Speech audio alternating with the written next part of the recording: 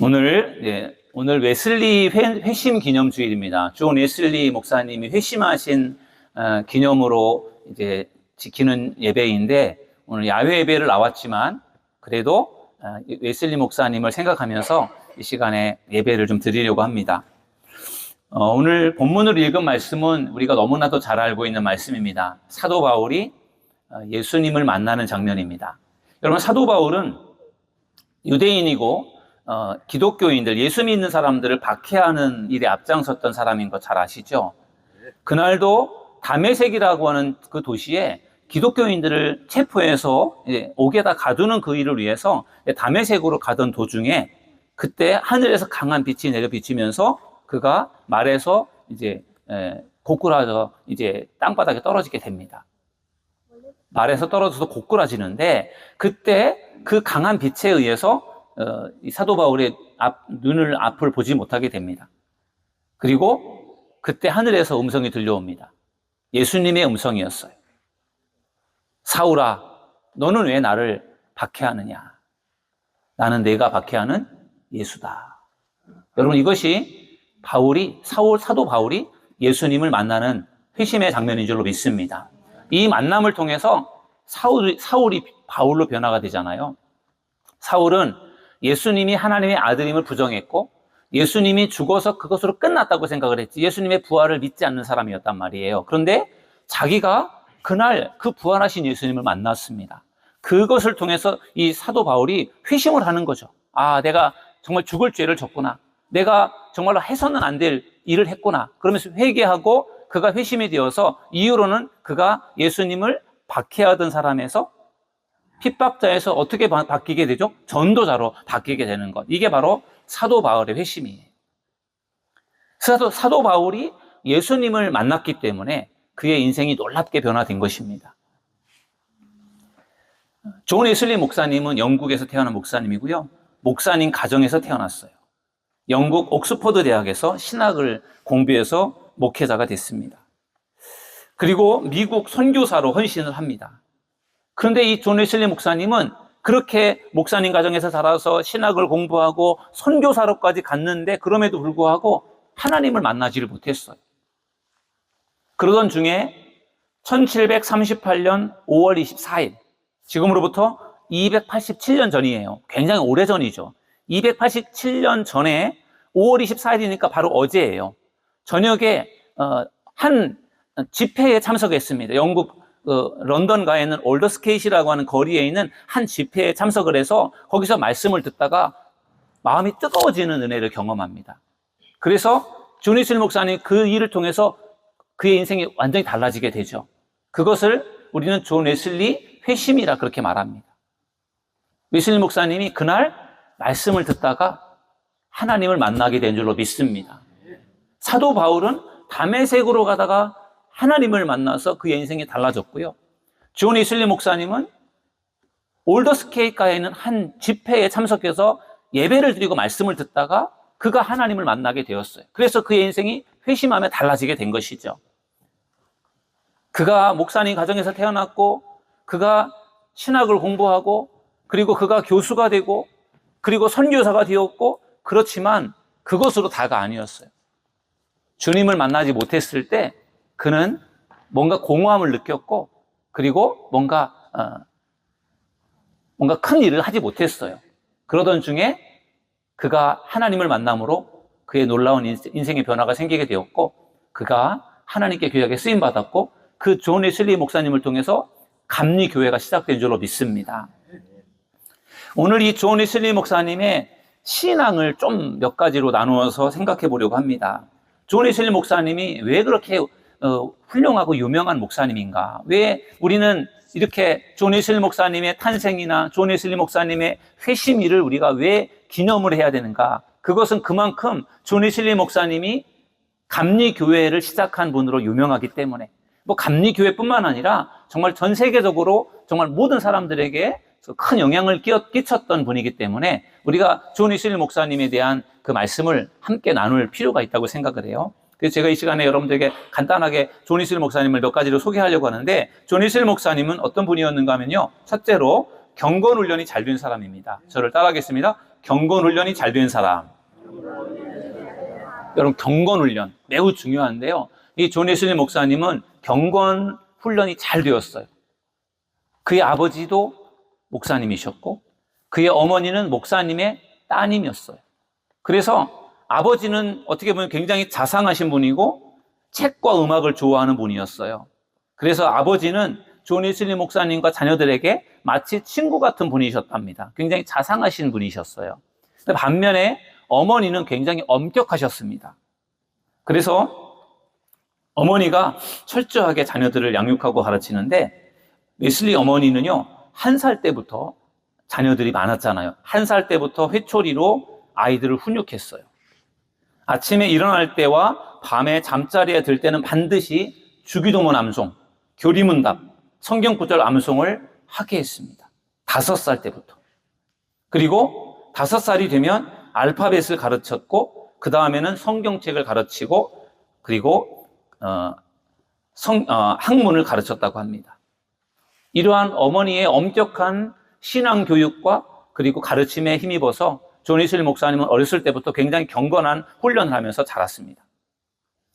웨슬리 목사님은 옥스퍼드 대학에 가는데 옥스퍼드 대학에 가서도 그가 어렸을 때부터 훈련받았던 그 경건 생활을 지속적으로 해나갑니다. 25살에 옥스퍼드 대학에서 홀리클럽이라고 하는 경건 그 모임을 만들게 되죠. 그리고 그 모임을 통해서 경건 생활을 합니다.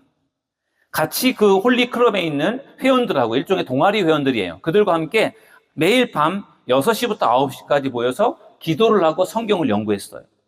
금요일에는 금식을 하면서 경건 시간을 가졌고요. 웨슬리 목사님은 개인적으로 매일 새벽 4시에 일어나서 2시간, 3시간씩 기도하고 성경을 연구했다고 합니다. 이것이 존 웨슬리 목사님의 경건 생활이에요. 어렸을 때부터 엄마에게 철저하게 경건 훈련을 배웠고 신앙 훈련을 받다 보니까 그가 그렇게 아주 그냥 그가 습관적으로 그렇게 된 것이죠. 그런 점에서 경건 훈련이 잘 되었기 때문에 존 웨슬리 목사님이 정말 하나님 앞에서 크게 일을 할 수 있었고 쓰임 받게 된 줄로 믿습니다. 우리 모든 성도들이 오늘 존 웨슬리 목사님의 회심 주일을 맞이해서 존 웨슬리 목사님의 이 경건 생활, 어렸을 때부터 지속적으로 어른이 되어서도 지속적으로 경건에 힘썼던 그 경건 생활을 본받는 저와 여러분 모두가 되기를 주님의 이름으로 축원합니다. 두 번째 존 웨슬리 목사님은요, 어떤 분이었는가 하면은 실패를 극복한 사람이에요. 저를 따라하겠습니다. 실패를 극복한 사람. 존 웨슬리 목사님이 목회자 가정에서 태어나서 옥스퍼드 대학 명문 대학을 졸업했고 신학을 전공했고 그 학교 교수가 됩니다. 젊은 나이에. 그리고 그만큼 실력 인정받았던 것이고 그리고 미국에 선교를 나가게 되는데 그러니까 어떻게 보면 존 웨슬리 목사님의 그 인생이 굉장히 순탄하게 보여지잖아요. 그리고 엘리트 코스를 밟았으니까 옥스퍼드 대학을 나왔고 교수가 됐고 또 선교사를 나갔고 이러다 보니까 뭔가 큰 일을 이룰 수 있을 것처럼 보이잖아요. 그런데 존 웨슬리 목사님이 미국에 선교를 갔을 때 거기서 선교에 실패를 합니다. 2년 4개월 만에 선교에 실패를 하고 다시 영국으로 돌아옵니다. 그러면서 이 웨슬리 목사님이 내가 정말 죄가 많구나, 내가 깊은 죄악 속에 빠져 있구나라고 하는 것을 깨닫게 됩니다. 그리고 웨슬리 목사님은 미국 선교에서 실패하고 돌아온 그때 30대 중반인데 그때 많이 방황을 합니다. 방황을 하는데 그러면서 계속해서 방황 속에 머물러 있지 않고요. 내가 이렇게 하면 안 되겠다라고 하는 생각을 가지고 방황에서 이제 벗어나게 되죠. 실패에 머물러 있지 않았고 실패를 딛고 일어섰고 더 꼼꼼하고 진지하게 성장하게 됩니다. 여러분, 존 웨슬리 목사님이 실패하지 않았더라면 어떻게 되었을까요? 과연 그가 실패를 하지 않았더라면 그가 과연 감리교회를 창시할 수 있는 그러한 영적인 거물이 될 수 있었을까요? 저는 그분이 실패했기 때문에 더 하나님 앞에 기도하고 자기를 돌아보고 더 겸손하게 그리고 더 하나님의 은혜를 갈망하면서 그 실패를 어떻게든지 극복하려고 애를 썼기 때문에 그가 더 큰 사람으로 성장하게 된 줄로 믿습니다.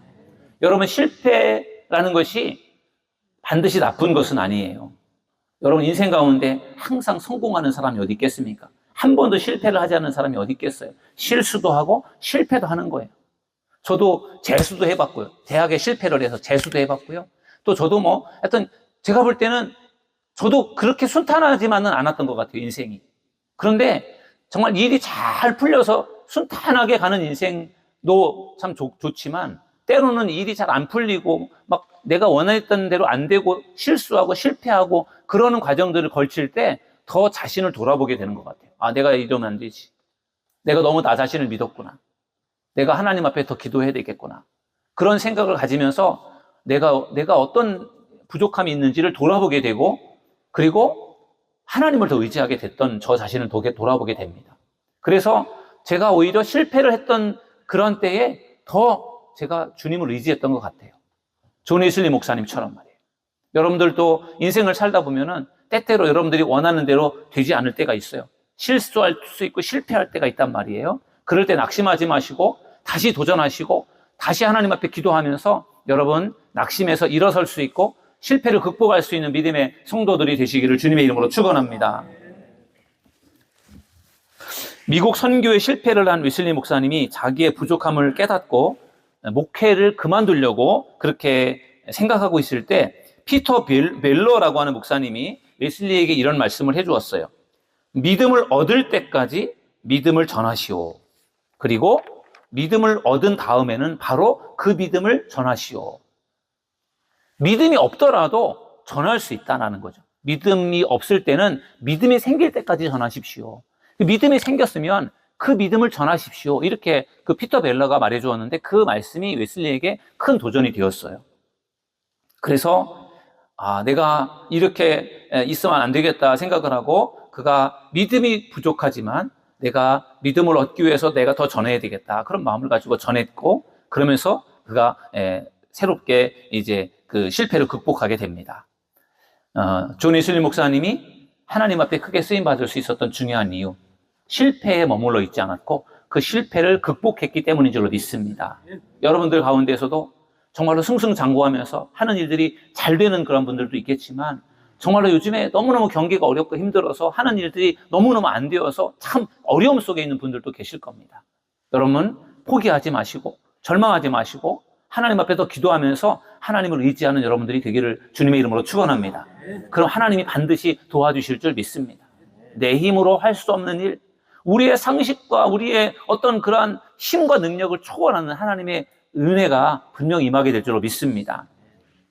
마지막 세 번째로 웨슬리는요, 은혜를 체험한 사람입니다. 저를 따라하겠습니다. 은혜를 체험한 사람.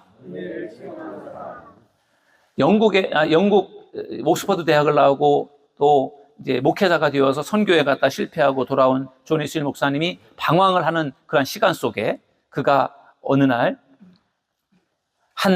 이제 영적으로 갈망하는 뭔가 좀 더 은혜를 체험하고 싶고 뭔가 확신을 갖고 싶은 그런 마음으로 갈망을 하다가 1738년 5월 24일 저녁 8시 45분에 올더스게이트 거리에 있는 한 교회 예배 초소에서 말씀을 듣던 중에 그가 은혜를 체험하는데 그때 앞에서 한 사람이 제가 여러분들에게 말씀을 전하는 것처럼 로마서 말씀의 주석 서문, 그러니까 주석이라고 하면은 로마서를 쉽게 설명해 놓은 책인데 그 책을 앞에서 서문 앞에 부분을 읽어주었습니다. 그것을 존 웨슬리 목사님이 들은 거예요. 듣는데 그 말씀을 듣는 중에 그의 마음속에 확신이 생겼는데 어떤 말씀에 확신이 생겼느냐? 오직 의인은 믿음으로 말미암아 살리라. 아멘. 여러분 저를 따라하겠습니다. 오직 의인은 믿음으로 말미암아 살리라. 아멘. 존 웨슬리 목사님은 자기가 의롭다는 생각이 안 들었어요. 의로운 사람이 되고 싶은데 자기는 죄도 많고 턱없이 부족해서 그것 때문에 굉장히 고민이 많았거든요.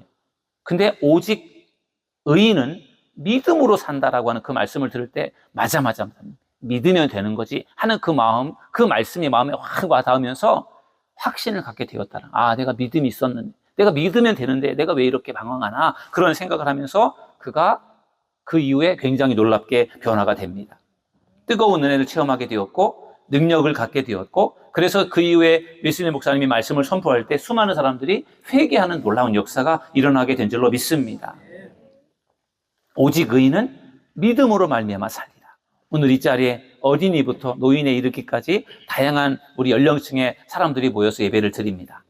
오직 의인은 믿음으로 말미암아 산다라는 것. 그 말씀이 여러분의 마음에 깊이 새겨지는 시간 되기를 주님의 이름으로 축원합니다. 사도 바울이 오늘 본문의 말씀을 잠깐 보면은요, 이제 다메섹으로 가던 도중에 하늘에서 내리쬐는 강렬한 빛에 그가 이제 눈이 멀게 되었고, 그때 하나님의 음성을 듣게 됩니다. 사도행전 9장 4절에 보면은 이렇게 말씀합니다. 땅에 엎드러져 들음에 소리가 있어 이르시되 사울아 사울아 내가 어찌하여 나를 박해하느냐 하시거늘. 아멘. 여러분, 사울이 예수님의 음성을 듣는 시간이었어요.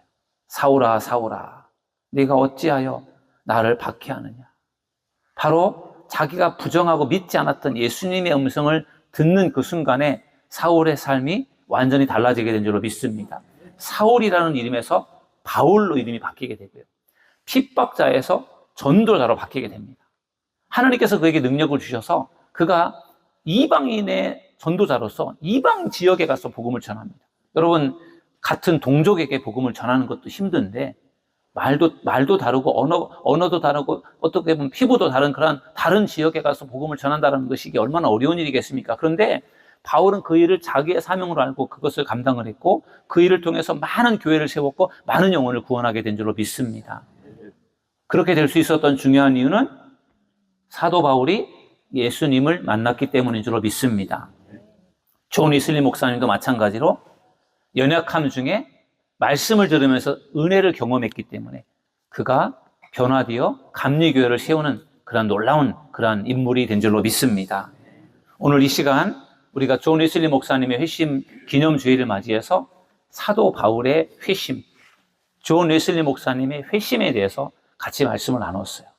결국 사도 바울만 회심하는 것이 아니라, 존 웨슬리 목사님만 회심하는 것이 아니라 이 자리에 있는 우리 사도들께 모든 성도님들에게도 회심이 필요한 줄로 믿습니다. 내가 회심하고 싶다고 회심하는 게 아니에요. 어떻게 하면 회심할 수 있을까요? 하나님을 만나고 예수님을 만나야 될 줄로 믿습니다. 우리의 마음속에 오늘 존 웨슬리 목사님의 회심 주일을 맞이해서 정말 하나님을 만나고 싶은 간절한 마음을 우리가 품을 수 있기를 바랍니다. 그리고 우리가 매 순간 예배를 우리가 사모하는 마음으로 예배에 참석해서 말씀을 듣고 기도할 때, 찬양할 때 정말 존 웨슬리 목사님이 그 올더스케이가에 있는 한 집회에서 말씀을 들을 때 마음이 뜨거워졌던 것처럼 여러분의 마음속에도 마음이 뜨거워지는 하나님의 은혜가 임하게 되기를 주님의 이름으로 축원합니다. 우리 사도들께 모여서 함께 오늘 예배드리고 이곳에서 우리 성도들과 같이 어우러져서 함께 시간을 보낼 때 우리 마음이 정말 뜨거워지고 우리 서로 사랑으로 하나 되는 귀한 시간이 되기를 주님의 이름으로 축원합니다.